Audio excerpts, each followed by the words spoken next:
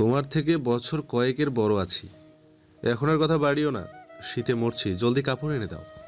তাহিরা আর সত্যি সত্যি কথা বাড়ালো না, সবাইকে শুকনো কাপড় এনে দিল। নওয়াব শুকনো কাপড়ের আশায় রইল না। সে কখন ভেজা কাপড়ে হনহনে ভিতরে চলে গেলেন তিনি। তাহিরা আফ্রিকুচকে বিরক্তিসূচক শ্বাস ফেলল। ওভার ভাবাওয়ালা একটা। সকলে কম বেশি বৃষ্টিতে ভেজার কারণে ঠান্ডা লেগেছে। বাড়ির কাজের লোকটি সবাইকে চা গরম করে খাওয়াচ্ছে। নওয়াব ফ্রেশ হয়ে বেরোলো। সুতীক্ষ্ণ নজরে পুরো ড্রয়িং রুম এক পলক দেখল। দ্বিতীয়বারও ফের একই কাজ পুনরাবৃত্তি করলেন। তীব্র আকাঙ্ক্ষা আর এক ব্যাকুলতা নিয়ে আশপাশ সতর্কতার সঙ্গে ধূসর মণিজোড়া দৃষ্টি বুলালেন গভীর। অনন্যাকে কোথাও দেখতে পেলেন না। তিনি শুধালেন, জনগণ, আমার আগুনের গোল্লা বউটা গেল কই? তাইরা লম্বা হতাশাজনক শ্বাস ছাড়ে। নিখিল ঠোঁট পাকিয়ে স্মিত হেসে বলে, আসলেই তো, অনন্যা কই? দুপুরে ঘুমিয়েছে বলে আর ডাকিনি। তাইরা ছোট্ট করে চায় চুমুক বসিয়ে বলে, রুমেই আছে। নফ কোনো রকম প্রতিক্রিয়া না দেখে চুপচাপ অনন্যার রুমে গিয়ে দরজা নক করলো। কয়েকবার নক করার পরও দরজা খুললো না মেয়েটা। ভেতরে কি এখনো সন্ধ্যার সময় মরার মতন পুরোপুরি ঘুমাচ্ছে নাকি? তিনি অধিক চিন্তাকরণে জুবেরান পুনরায় নক করেন। তখনই দরজার কপাট খট করে খুলে যায়। অনন্যা বিরক্তি ছড়া কণ্ঠ ফুরে বেরিয়ে এলো, উফ মনি, তোমাকে কতবার বলেছি দুবারের বেশি দরজা নক করবে না। অরণ্যার গায়ে তখন ওড়না ছিল না। জর্জেট ফিটিং করা ব্লু রঙের একটি লং থ্রি পিস পরনে ছিল। গলাটার সামনে পেছনে অনেকটা বড় পিঠ সহ দেখা যায়। ঘাড়ের পাশের তিলটা ফর্সা দেহে মৃদু ছলকারি ছিলিক মারছে। উল্টো ঘুরে মাথা আছড়ে যাচ্ছিল সে। তাইরার কোনো সারা শব্দ না পেয়ে অমনি পিছু করল। সঙ্গে সঙ্গে শক্ত বুকের সঙ্গে তার কোমল নাকটা ঠুস করে বাড়ি লাগলো। সে মৃদু আর্তনাদ করে উঠল। আহ, কানা নাকি, চোখে দেখে না? তিনিও অত কথা কানে ঠুকালেন না। পকেটে হাত ঠুকে টানচাট হয়ে রুমের মধ্যে ঠুকে পড়েন। খাটের উপর গিয়ে পা ঝুলিয়ে বসে পড়লেন। খাটের এক প্রান্তে অনন্যার ওড়না রাখা ছিল, সেটা হাতে নিয়ে নাক ভরে ঘ্রাণটি শুষে নেন। মিষ্টি একটা গন্ধ। মনটা কয়েক সেকেন্ডের ব্যবধানে ঝলমল করে উঠল। অনন্যা লোকটার বেপরার সাহস দেখে ক্লান্ত। অবশ্য বরাবরই লোকটার সাহস এক ধাপ এগিয়ে, তবুও তার বিক্ষিপ্ত মেজাজটা ছুটেই গেল। সে ওড়নাটি হাত বাড়িয়ে কেড়ে নিতে চাইল। লোকটা ওর উদ্দেশ্য বুঝতে পেরে সঙ্গে সঙ্গে ওড়নাটি উপরে তুলে নিল, যার কারণে সে নাগাল পেল না। মুখটা হয়েছে ওর দেখার মতন। তিনি মিটমিটে ছোট চিপে হাসে। ওনা ফর্সা হাতের নীলচে রগগুলো ফুটে উঠেছে। অন্না সেই দিকে এক পলক তাকে দৃষ্টি সরিয়ে নিল। তিনি ওর ওড়নাটি হাতে পেঁচাতে পেঁচাতে অনন্যার একদম পিঠের কাছে এসে দাঁড়ালেন। ওর ঘাড়ের পাশ দিয়ে মুখটা বাড়িয়ে কানের লতির কাছাকাছি পৌরুষালী ঠোঁটটা এনে ফিসফিস করে বলেন, চোখে দেখি না কে বলেছে? অনেক কিছুই তো দেখি। ঘাড়ের তিলটা ভীষণ সুন্দর, তার চেয়েও বেশি সুন্দর বুকের ডান পাশের লাল তিলটা। আমাকে বড্ড টানে ওরা। অর্ণা পুরো শরীর জুড়ে অদ্ভুত শিহরণের দাবানলে গা কাটা দিয়ে উঠল।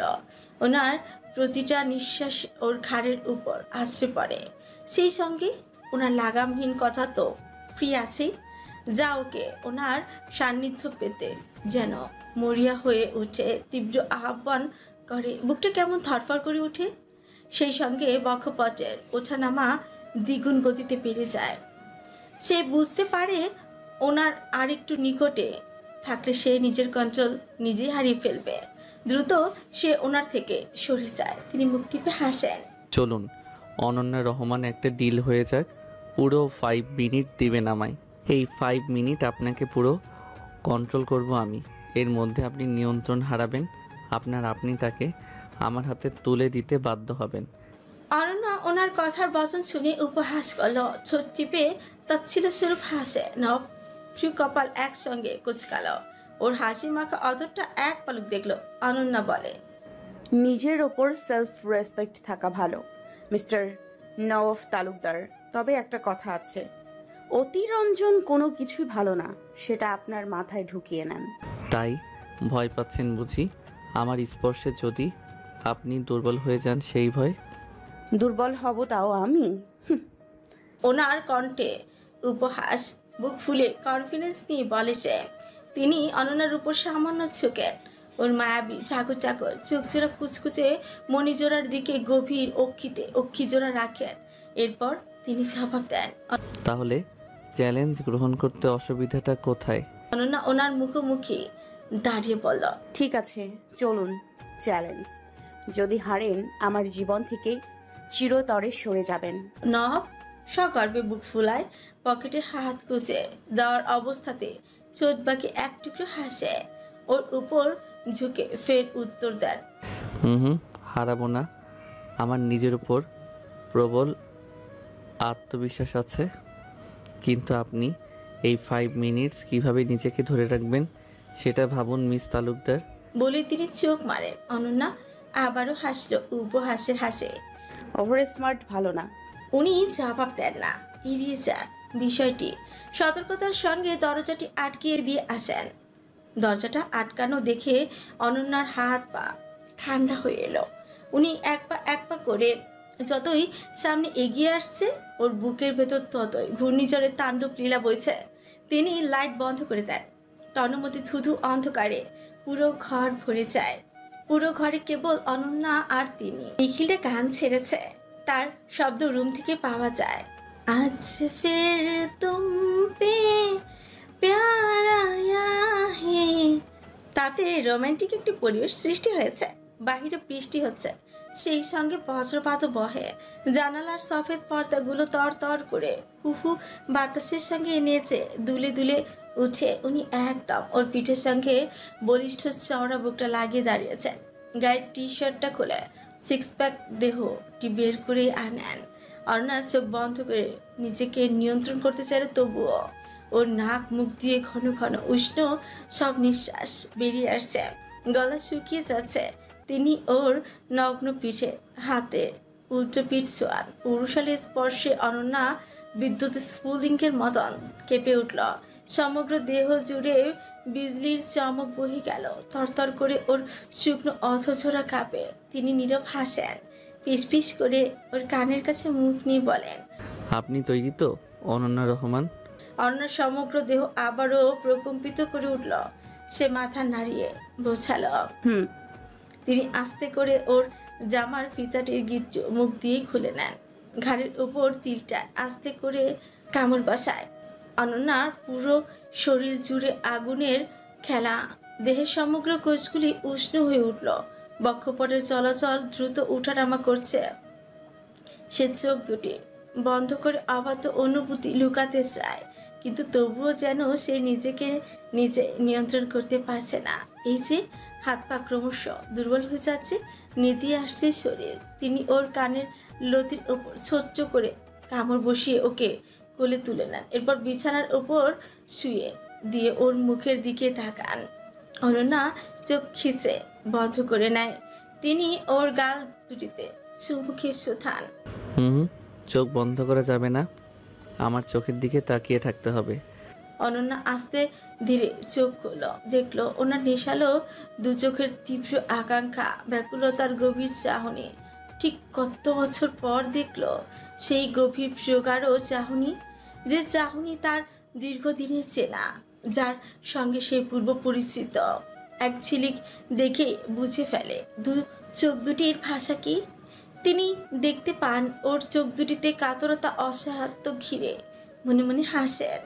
কার পাল্লায় পড়েছো সোনা?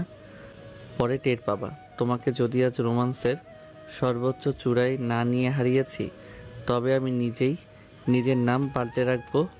তিনি ও ললাট মাঝে আখি জোড়ায় নিজের উষ্ঠাগত ছুঁয়ে দেন। এরপরে ও নরম উষ্ঠাগত দুটি নিজের নিয়ন্ত্রণে নেন, যেটা ছিল পুরো এক পাক্ষিক।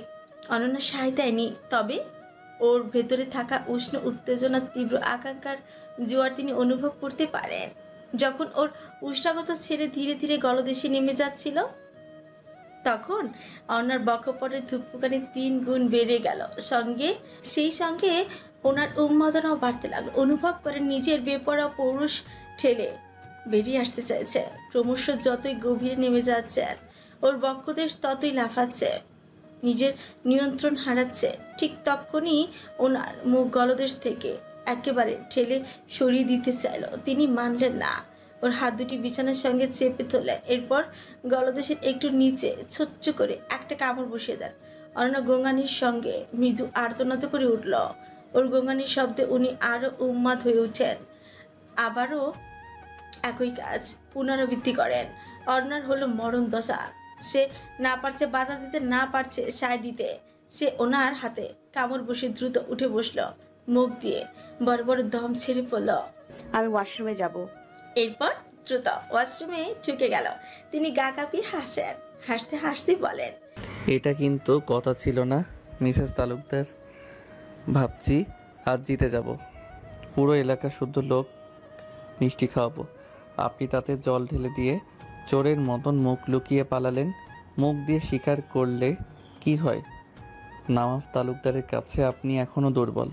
আপনি হেরে গেছেন মিসেস তালুকদার। মাত্র 2 মিনিটস হলো, এখনও 3 মিনিটস বাকি। আসুন, আমি অপেক্ষায় আছি। সে পাগল। 2 মিনিটেই এই অবস্থা হলে আর বাকি 3 মিনিটে তো তার মরণ দশা হবে। সে ওয়াশরুমে বসে বুক ধরে হাঁপায়, বড় বড় শ্বাস ফেলে। পুরো শরীর বৈষণ্যারের মতন উষ্ণ। আর একটু হলে সে ওনার আয়ত্তে চলে যেত। তখন হাজার চেষ্টা করলেও পারত না নিজেকে নিয়ন্ত্রণ করতে, সরিয়ে রাখতে। সে বুঝে গেছে ওনার কাছাকাছি একা থাকা যাবে না। একাকী থাকার ফলে অনুভূতিটা বেশি জাগে।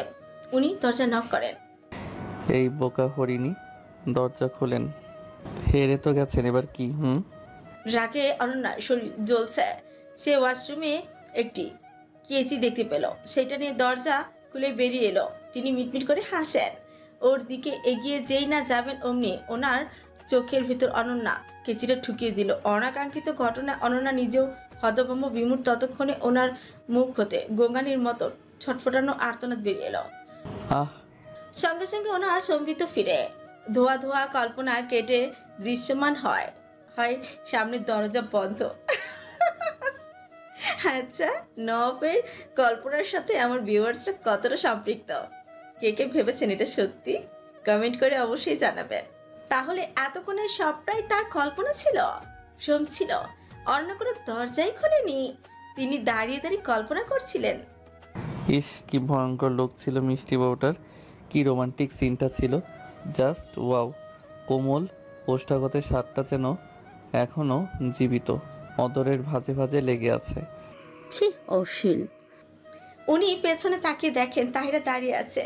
কথাটা তাহলে উনিই বলেছেন? তুমি এখানে কি করছো? হাডুডু খেলছি, আপনি খেলবেন? আশ্চর্য, হাডুডু খেলছো কই? দাঁড়িয়েই তো আছো। দেখতেই পাচ্ছেন, তাহলে জিজ্ঞেস করছেন কেন?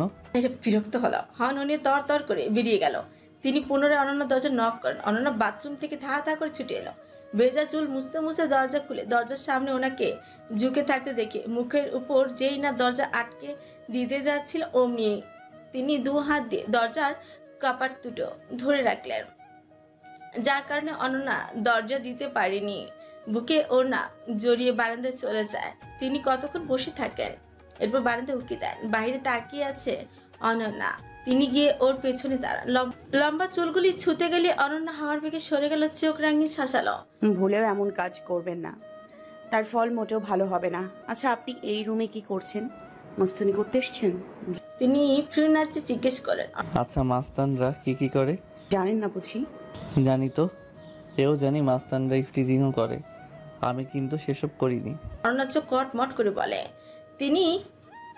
তিনি অনন্যার গালে হুট করি একটা সজোরে কামড় বসিয়ে দিয়ে ঝড়ের বেগে বেরিয়ে যান। জানে এখন ওখানে থাকা মানেই বিপদ সংকেত। 7 অনন্যা পুরোপুরি হতভম্ব, কিংকর্তব্য বিমূঢ়। যত করে হুঁশলো তত করে লোকটা নির্বিঘ্নে প্রস্থান ত্যাগ করে পালিয়েছে। তাই অনন্যা পিছু নিয়ে লাভ নেই। সে এর প্রতিশোধ পড়ে নেবে, নিয়ত ছাড়বে, এর শেষ দেখবে। তাকে ছোঁয়ার স্পর্ধা দেখিয়েছে, এর চরম মাসুল ওনাকে দিতেই হবে। সে তড়িঘড়ি সাবান দিয়ে কতক্ষণ গালটা ঘষতে ঘষতে লাল বানিয়ে ফেললো। তবুও কামড়ের লাল দাগটি যাচ্ছে না। কোনো রকম ঢেকে রাতে খাবার খেতে গেল। সবাই তখন খাবার টেবিলেই ছিল। হঠাৎ ডাল নিতে গিয়ে তার মাথা থেকে ওন্নাটি সরে যায়, যার ফলে গালের কামড়ের দাগটি স্পষ্টই দেখা যায়। নিখিল কুকু করে কেসে উঠল। নওয়াব ওর দিকে এক গ্লাস পানি এগিয়ে দিয়ে বলল। তোর কি পাকনা কাশি হয়েছে? আর নিখিল ফিসফিস করে বলে। তুমি ওর গালে কামড় দিয়েছিস? তিনি সঙ্গে সঙ্গে অস্বীকার চান। ধুর, কামড় দিতে যাব কোন শখে, বরঞ্চ একটা চুমু খেয়েছি, শক্ত চুমু। বলে তিনি মুখে ভাত তুলে মিটিমিটি হাসেন। নিখিল সেকেন্ড দুয়েকের মধ্যে ভ্যাবাচেকা খেয়ে বসলো। চুমু আবার শক্ত হয়?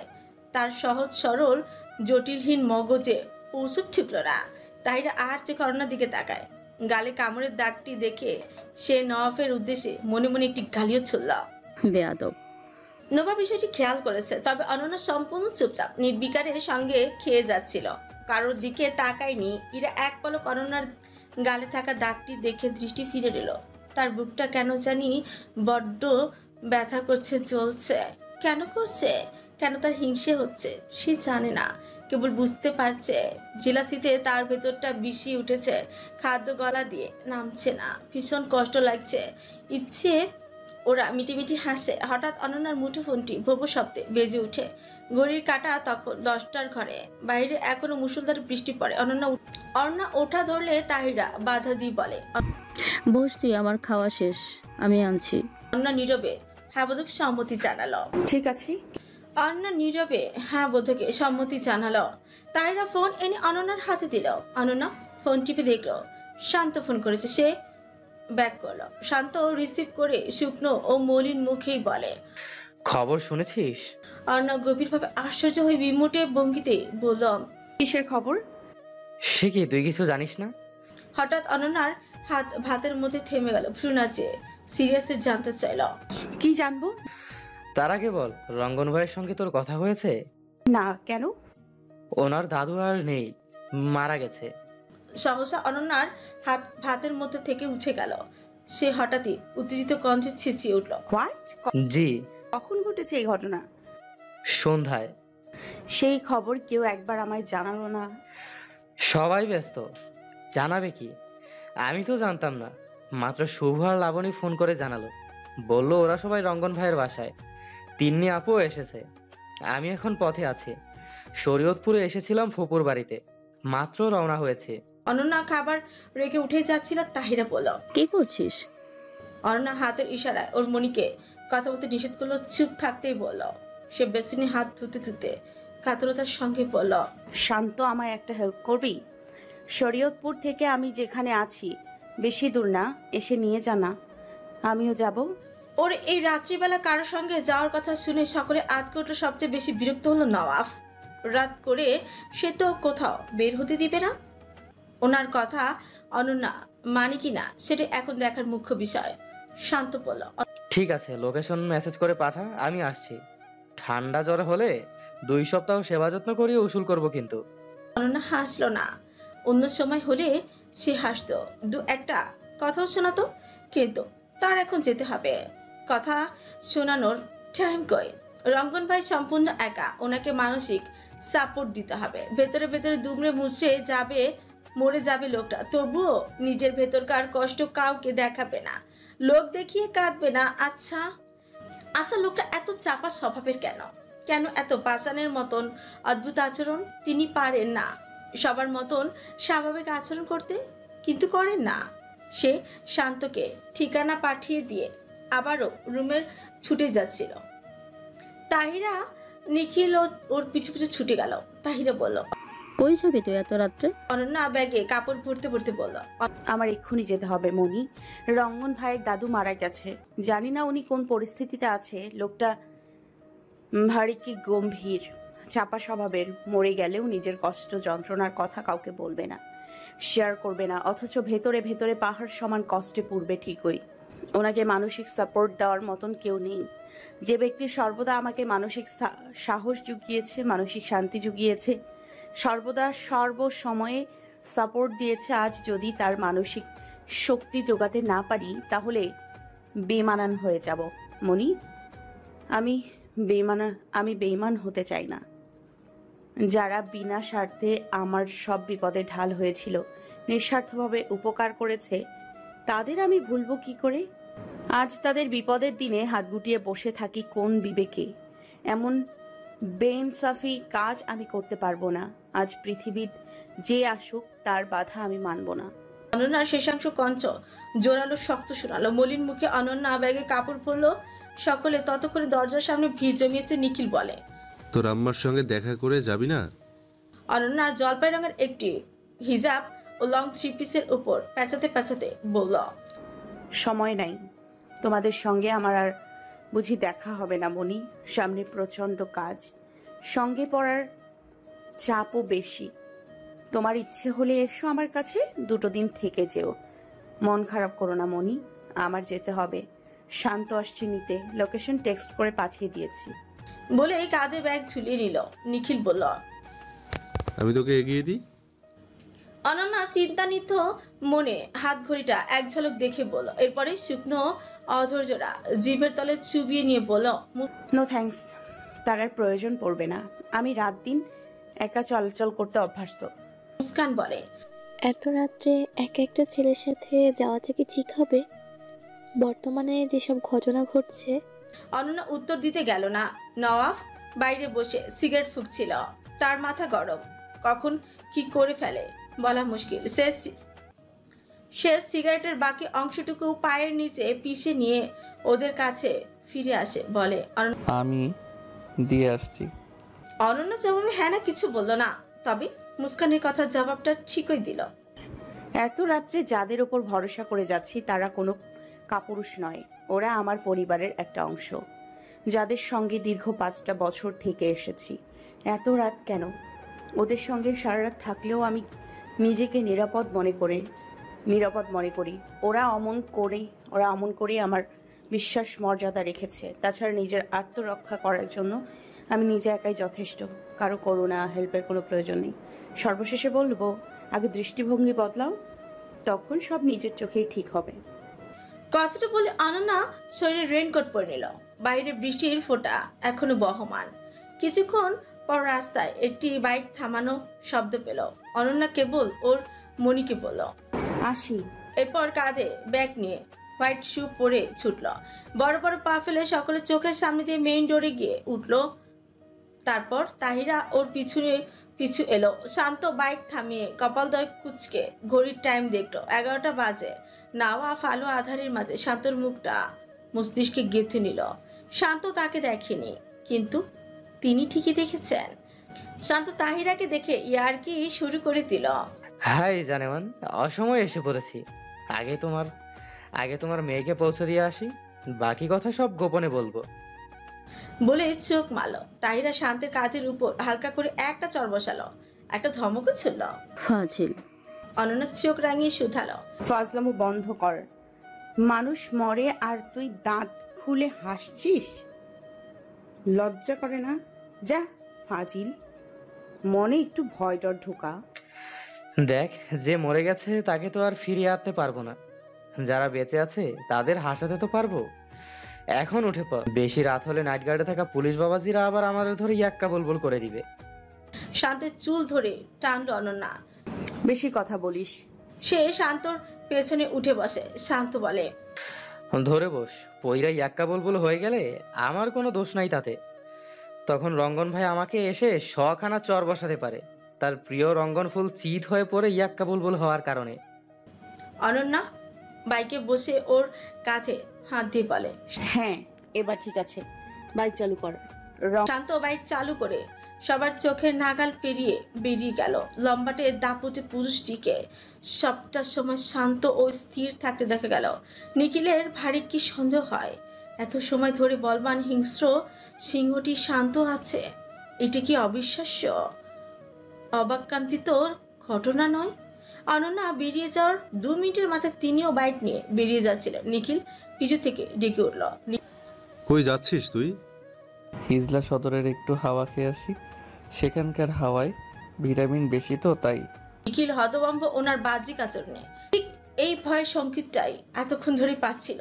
তার মনে আতঙ্ক ছড়িয়েছিল, গভীর আতঙ্ক। সে তড়িৎ গমন পথের দিকে চেয়ে চট করে শশব্যস্ত মুখে বলল, কিন্তু নওয়াব প্লিজ এখন কোনো রকম ঝামেলা পাকাস না। রঙ্গন কিন্তু অনন্যার ফ্রেন্ড, শুধু ফ্রেন্ড না, বেস্ট ফ্রেন্ড। ওরে যদি কিছু বলিস, পাখি কিন্তু আরো ভয়ঙ্কর হয়ে উঠবে। আর মাত্র যেই ছেলেটাকে দেখলি, ওকেও কিছু বলিস না। ও তো বলেনি তোর বউকে চুলের মধ্যে হাত চালাতে, কাঁধে হাত দিয়ে বসতে। তোর বউ ইচ্ছে করে হাত চালিয়েছে, ধরেছে, সেটা ওর দোষ, ছেলেটার না।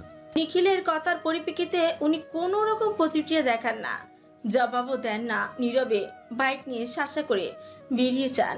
নিখিল আতঙ্কে রয়। ঘূর্ণিঝড় যেহেতু যাচ্ছে, ঝামেলা ঠিক একটা বাঁধিয়ে আসবে। অনন্যারা যখন হিজলা সদরে পৌঁছায় তখন বাজে রাত 12টা 20। 5 মিনিটের মধ্যে রঙ্গনদের বাড়ি পৌঁছে যায়। গিয়ে পুরো হতভম্ব। এটা যে মৃত বাড়ি সেটা কেউ বলবে না। পুরো বাড়ি জুড়ে নীরবতার ছায়া, কান্নাকাটি, শোকের কোনো গুঞ্জন নেই বুক ফাটা মুমূর্ষতম আর্তনাদ, আত্মচিৎকার। বাড়ির পাহাড়ত নেড়ি কুকুর ছানাটি ঘুমাচ্ছে। ওদের দেখে এক পলক চাইল, ফের দুখানা বন্ধ করে নিল।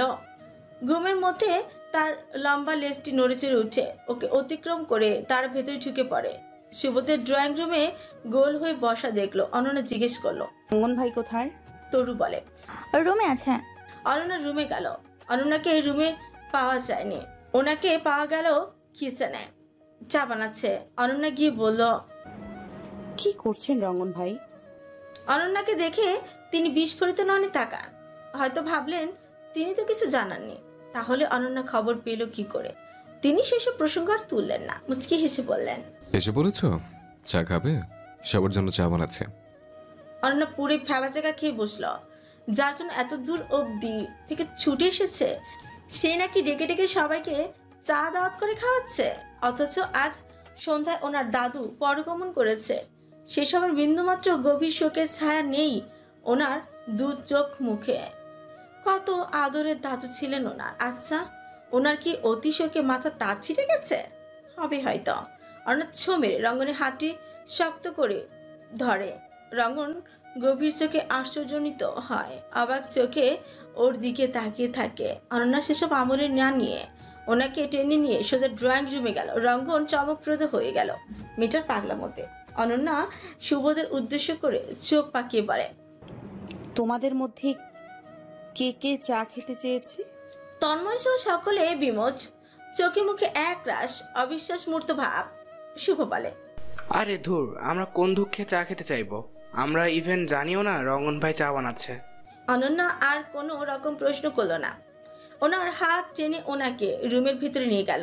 ওনাকে রুমের মধ্যে ঢুকিয়ে দিয়ে দরজা বাইরে থেকে আটকে দেওয়ার আগেই বলল, প্রিয় রঙ্গন ভাই, আপনি কাঁদুন, মন খুলে কাঁদুন। আপনাকে কাঁদতে হবে। আপনি তো পাথর নন, রক্তে মাংসে করা একজন মানুষ। আপনারও কষ্ট হয়, দুঃখ হয়, সেটা পাথরের মতন লুকিয়ে রাখবেন কেন? বাকি সবার মতো প্রকাশ করুন, অশ্রু বিসর্জন দিয়ে বুকটা হালকা করুন।